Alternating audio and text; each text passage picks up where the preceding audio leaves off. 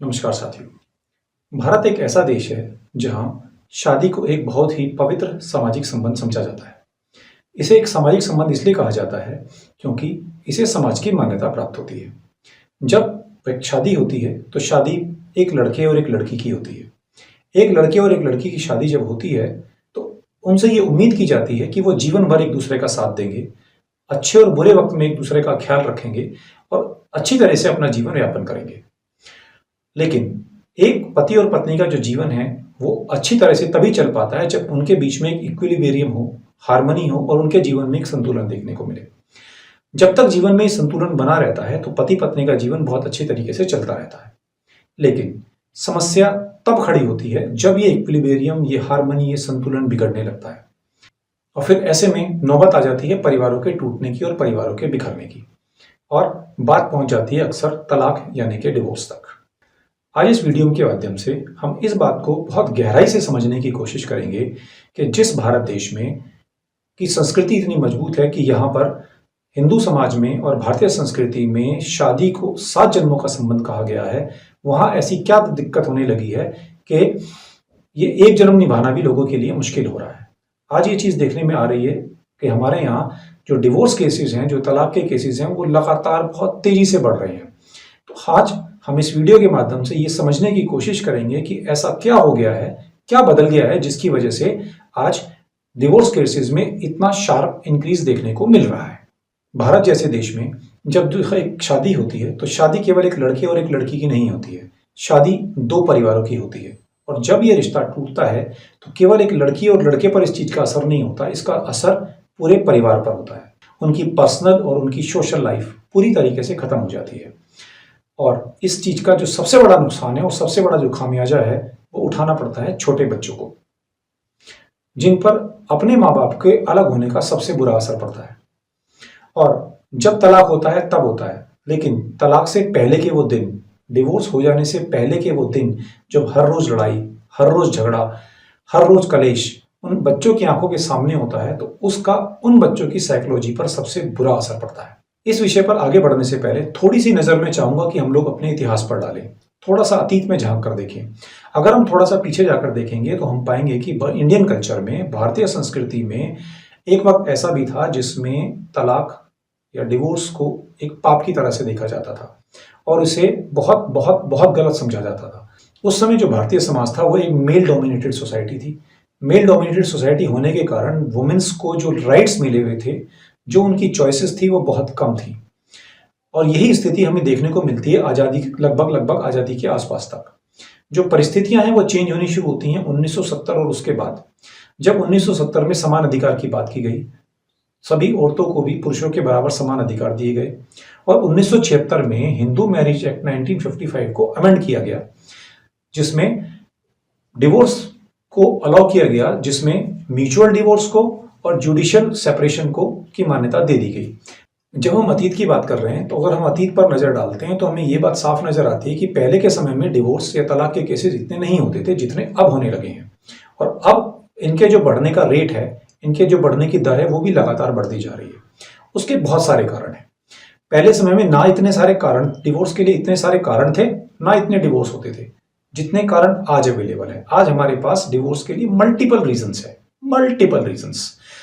जब रीजंस ज्यादा हैं तो ऑब्वियस है रेट, दर भी उसकी ज्यादा ही होगी। जब यहां हम इस सेशन में डिवोर्स को एक्सप्लेन कर रहे हैं तो डिवोर्स से रिलेटेड 2 टर्म हमें जरूर समझनी चाहिए।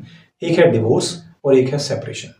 जब हम बात करते हैं डिवोर्स की, जब हम शब्द इस्तेमाल करते हैं डिवोर्स या तलाक, इसका मतलब होता है अल्टीमेट एंड, टोटल खत्म। जैसे हमारे राहुल बाबा कहते हैं खत्म, सब खत्म, इसका मतलब है डिवोर्स। लेकिन सेपरेशन का मतलब होता है कि सेपरेशन में लोग कोहैबिटेंट बनने से इनकार करते हैं। कोहैबिटेंट का मतलब है वो एक साथ एक घर में एक छत के नीचे नहीं रहते हैं, अलग अलग हो जाते हैं, अलग अलग रहते हैं। अब सेपरेशन भी 2 तरह का हो सकता है। एक होता है म्यूचुअल सेपरेशन। अगर हम म्यूचुअल सेपरेशन की बात करते हैं, इसमें दोनों लोग मिलकर एक सेल्फ एग्रीमेंट कर लेते हैं और अलग हो जाते हैं, जिसे हम कंसेंसुअल सेपरेशन भी बोलते हैं। और दूसरा होता है कोर्ट के थ्रू, जिसमें कोर्ट के द्वारा एक डिक्री इशू होती है और जिसे हम लीगल सेपरेशन या जुडिशियल सेपरेशन भी कह सकते हैं। डेटा ये बताता है कि जो डिवोर्स केसेस है वो लगातार बढ़ रहे हैं और उनके बढ़ने की स्पीड भी बहुत तेजी से बढ़ रही है। पिछले 2 दशकों में जो डिवोर्स के केसेस हैं वो तकरीबन डबल से भी ज़्यादा हो गए हैं।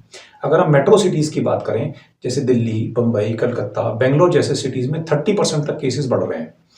इसके अलावा अगर हम नॉर्थ ईस्टर्न स्टेट्स की बात करें तो वहाँ ये रेट उस और भी ज़्यादा है और सेकंड नंबर पर आती हैं यूपी, बिहार, हरियाणा, राजस्थान जैसी स्टेट्स।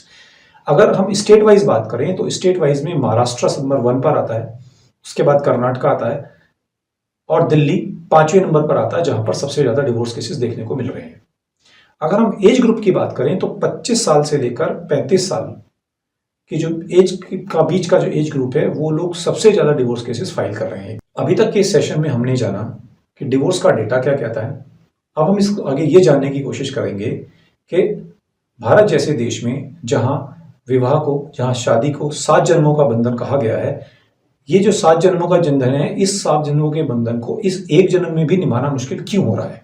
ऐसे कौन कौन से कारक, ऐसे कौन कौन से फैक्टर हैं जो हमें सेपरेशन और डिवोर्स की तरफ धकेल रहे हैं? सबसे पहला कारण है पहले के मुकाबले लेडीज, वुमेन्स बहुत ज़्यादा एजुकेटेड हुई हैं।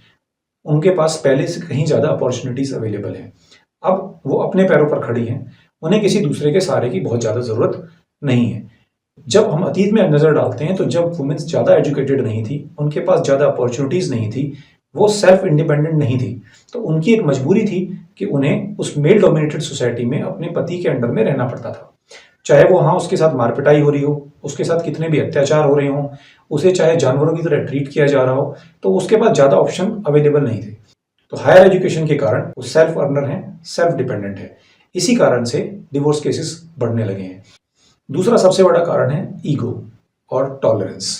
सभी की ईगो बहुत बड़ी है, कोई भी किसी की बात को सुनने के लिए तैयार नहीं है। हर किसी को रिस्पेक्ट चाहिए, फैमिली में हस्बैंड को भी रिस्पेक्ट चाहिए और वुमेन्स को भी रिस्पेक्ट चाहिए। अब यहाँ जो सबसे बड़ी दिक्कत आती है वो ये आती है, जैसे जैसे हायर एजुकेशन मिली है, वुमेन्स का स्तर इंप्रूव हुआ है, वो सेल्फ डिपेंडेंट हुई हैं, they are asking for more respect. वो अपने लिए और ज़्यादा रिस्पेक्ट डिजर्व करने लगी हैं और उसकी मांग करती हैं, जितनी रिस्पेक्ट उन्हें शायद आज नहीं मिलती।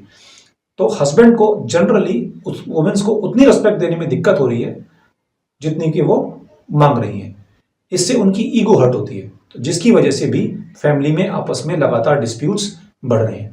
पिछले कुछ दिनों में आपने ध्यान दिया होगा कि इंटॉलरेंस वर्ड बहुत तेजी से हाईलाइट हुआ। इस वर्ड को बहुत ज़्यादा उछाला गया और ये कहा गया कि India is an intolerant country. हालांकि जिस वक्त ये वर्ड उछाला गया उसका रेफरेंस कुछ और था, वो किस और संदर्भ में कहा गया था, लेकिन ये बात वाकई है, ये बात सच है कि इंडियन पॉपुलेशन या इंडियन रीजन में लोगों में टॉलरेंस कम है।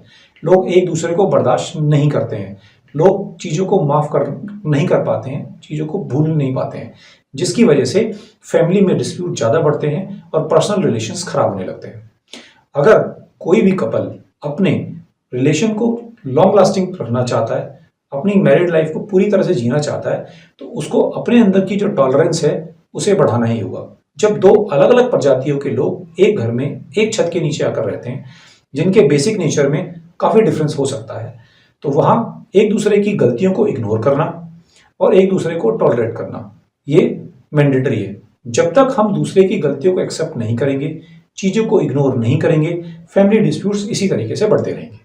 इंडियन सोसाइटीज़ में एक वक्त ऐसा था जब लोग गांवों में रहते थे और जॉइंट फैमिलीज में रहते थे। फिर जैसे जैसे मॉडर्नाइजेशन होने लगा, हायर एजुकेशन बढ़ने लगी, लोग रोजगार की तलाश में अपने गांवों की गलियों को छोड़कर शहर की सड़कों पर आ गए और शहरों में आकर रहने लगे। जो जॉइंट फैमिलीज का कॉन्सेप्ट था वो टूट गया और न्यूक्लियर फैमिलीज पर हम शिफ्ट हो गए।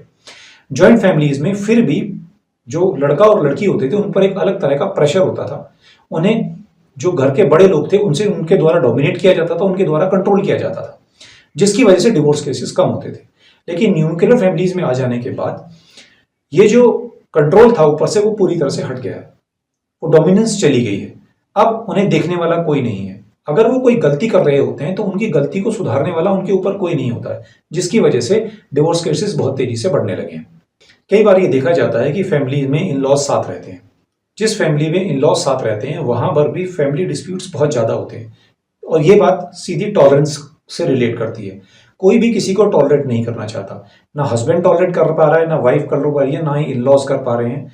तो ऐसे केसेस में छोटी छोटी बातों का बतंगड़ बढ़ जाना बड़ी ही आम बात है, जिसकी वजह से फैमिली में नए नए डिस्प्यूट्स रोज खड़े होते हैं और मन के अंदर मतभेद और मनमुटाव की भावना जल्दी आती है। कई बार देखने में ऐसा भी आता है कि जब कोई नई नई शादी होती है तो शादी के कुछ ही दिनों के बाद या शादी के कुछ ही महीनों के बाद मैटर कोर्ट तक चला जाता है। इसके पीछे एक बहुत बड़ा रीजन ये भी होता है कि उन लोगों के बीच में कंपेटिबिलिटी नहीं होती। जब एक शादी होती है तो हस्बैंड और वाइफ के बीच में कंपेटिबिलिटी होना बहुत जरूरी है, और कंपेटिबिलिटी हर एस्पेक्ट पर होनी चाहिए। उनके थॉट्स में कंपेटिबिलिटी होनी चाहिए, उनके इंटेलेक्चुअल लेवल में कंपेटिबिलिटी होनी चाहिए, उनमें सेक्सुअल कंपेटिबिलिटी होनी चाहिए, तभी एक मैरिड लाइफ सक्सेसफुली चल सकती है। एक और बहुत बड़ा मेजर रीजन है जिसकी वजह से डिस्प्यूट्स बढ़ते हैं, और वो है लैक ऑफ कम्युनिकेशन। अक्सर परिवारों में ये देखा जाता है कि जब दो लोगों के बीच में झगड़ा होता है तो उनके बीच की जो बातचीत है वो अक्सर बंद हो जाती है।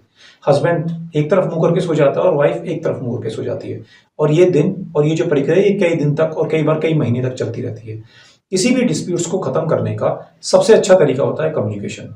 लोगों के बीच में, हस्बैंड वाइफ के बीच में, कपल्स के बीच में इतना ज्यादा कम्युनिकेशन गैप बन जाता है कि वो एक दूसरे से बात करना बंद कर देते हैं, या जो उनके बीच में इश्यूज होते हैं वो उन इश्यूज को कभी भी डिस्कस नहीं करते। और यकीन मानिए, जब तक इन इश्यूज को डिस्कस नहीं किया जाएगा, जब तक ये इश्यूज खत्म भी नहीं होंगे। अगर सभी इश्यूज को पोलाइटली बैठकर आपस में डिस्कस कर लिया जाए और चीजों को कम्युनिकेट किया जाए तो आधे से ज्यादा झगड़े अपने आप ही खत्म हो जाएंगे। ऐसे में ईगो बहुत जल्दी बीच में आती है। मैं क्यों झुकूं, मेरी क्या गलती, मैं पहले क्यों बोलूं। अगर किसी को भी अपनी लाइफ को, अपने पर्सनल रिलेशन को लंबा चलाना है, अपने रिलेशनशिप को हेल्दी रखना है, तो सबसे बड़ा पहला काम उसे यही करना है कि कम्युनिकेशन कभी भी ब्रेक नहीं होना चाहिए। जैसे ही कोई इश्यू रेज होता है, तुरंत टेबल पे बैठे हैं और अपने मुद्दों को डिस्कस करना है और प्रॉब्लम्स को सॉल्व करने की पूरी कोशिश करनी है। बहुत सारे परिवारों में फाइनेंस भी एक डिस्प्यूट का कारण होता है। अगर परिवार की आमदनी अच्छी नहीं है तो फाइनेंशियल प्रॉब्लम भी कई बार पारिवारिक झगड़ों का कारण बनती है। इसके अलावा lack of trust, breach of trust and extra marital affairs. Modern society में परिवारों के टूटने का ये भी एक बहुत बड़ा कारण है।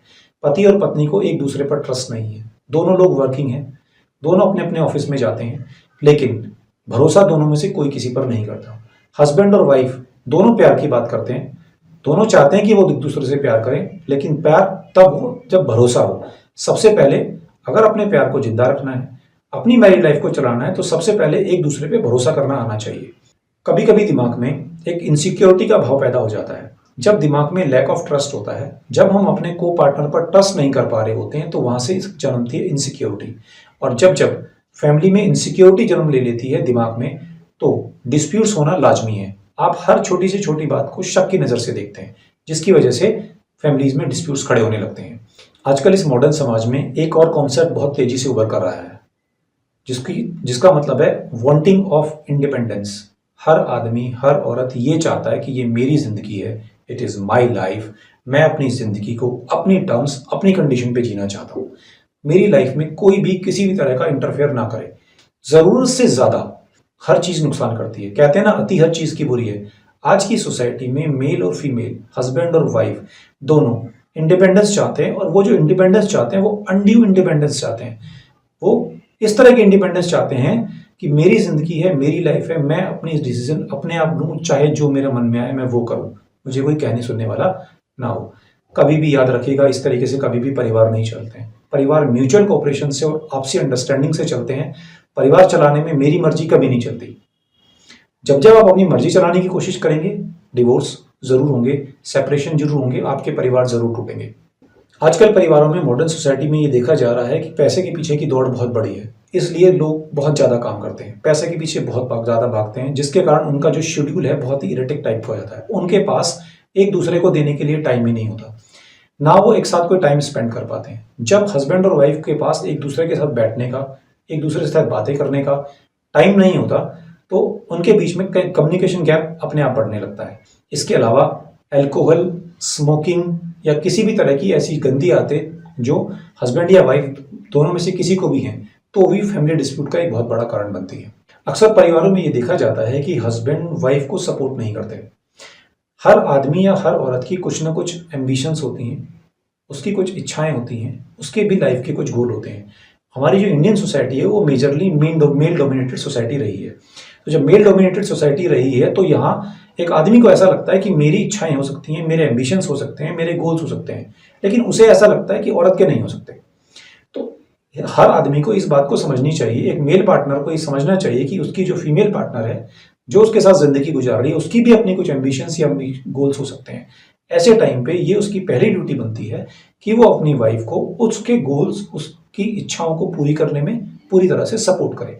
और आमतौर पर देखा ही जाता है कि वाइफ को वो सपोर्ट नहीं मिल पाता जिसकी वो हकदार भी है और जिसकी उसे ज़रूरत भी होती है, जिसकी वजह से जन्मता है एंगर, गुस्सा जन्मता है, गाली गलौज होती है, वायलेंस बढ़ती है और डिस्प्यूट बढ़ने लगता है। जब परिवारों में वायलेंस बढ़ता है तो कभी कभी वायलेंस बहुत हद से ज़्यादा बढ़ जाता है, और ऐसे वक्त में जब वायलेंस बढ़ने लगता है, इंटॉलरेंस बहुत ज़्यादा हो जाती है, तब इस डिवोर्स, इस तलाक का एक पॉजिटिव एस्पेक्ट भी निकल कर आता है। कोई भी चीज़ पूरी तरह से गलत नहीं होती है, कोई भी चीज़ पूरी तरह से सही नहीं होती है। जो घड़ी बंद होती है वो बंद घड़ी भी दिन में 2 बार सही समय ज़रूर बताती है। तो ऐसा नहीं हो सकता कि जो डिवोर्स है उसके केवल नेगेटिव एस्पेक्ट ही है, उसका एक पॉजिटिव एस्पेक्ट भी है। डिवोर्स बहुत अच्छी चीज़ है। अगर साथ में रहना संभव नहीं हो रहा है, ज़िंदगी नरक हो चुकी है, रोज़ लड़ाई हो रहा है, रोज़ झगड़ा हो रहा है, तो इससे अच्छा है अलग हो जाओ। कई बार आपने सोसाइटी में देखा है, अखबारों में पढ़ा है, न्यूज़ में सुना है कि गुस्से में हस्बैंड ने वाइफ का मर्डर कर दिया, सर फोड़ दिया, पुलिस केस हो गया, जेल चले गए या काट के टुकड़े टुकड़े कर दिए। इतनी बुरी नौबत आ जाए कि आपको एक दूसरे का खून करना पड़ जाए, इससे अच्छा है कि अलग हो जाओ। अगर मैं इस चीज़ को कंक्लूड करने की कोशिश करूं तो मैं ये कह सकता हूं कि divorce is a battle of right and wrong. Divorce सिर्फ एक बैटल है राइट और रॉन्ग की, कि मैं सही तू गलत, तू सही मैं गलत। ये किसी की भी दो इंडिविजुअल्स की चॉइस नहीं है। दूसरी बात, जब हम डिवोर्स की बात कर रहे हैं तो डिवोर्स में एक वक्त था कि जब डिवोर्स को एक बुराई माना जाता था। आज की डेट में डिवोर्स कोई सामाजिक बुराई रह भी नहीं गई है, ये एक बहुत ही आम सी चीज़ हो गई है और चलन में आ गई है, तो लोगों को ज़्यादा महसूस भी नहीं होता। लोग इस चीज़ में दिक्कत भी नहीं मानते, इसलिए भी लोगों को डिवोर्स केस फाइल करने में कोई दिक्कत नहीं होती है। लास्ट में कंक्लूजन करते हुए मैं एक बात और बोलूँगा कि जब आग लगती है और आग छोटी होती है तो उसे बुझाना बहुत आसान होता है, लेकिन आग अगर एक बार बड़ी हो जाए तो उसे बुझाना आसान नहीं होता है। अगर एक दिया जलाया जाए और उस दिए में हल्की सी हवा लग जाए तो वो दिया बुझ जाता है, लेकिन अगर घर में आग लगी हुई हो और हवा चले तो वो आग और भड़कती है। हवा भी वही है, आग भी वही है। और हम लोगों को एक आदत है कि जब चीज़ें छोटी होती हैं तो हम उन चीज़ों को सेटल नहीं करते।